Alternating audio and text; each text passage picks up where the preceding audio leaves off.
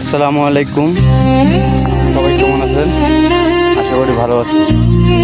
আজকে ভাই গম চাষে এত পরিমাণ রোদ করা, শরীর পুরাটাই আমার ভিজে গেছে শেষ।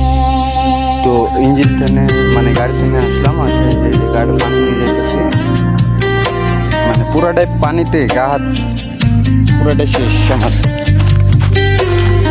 গম মারতেছি আমরা গাড়ি নিয়ে, বুট মেশিন, আপনারা হয়তো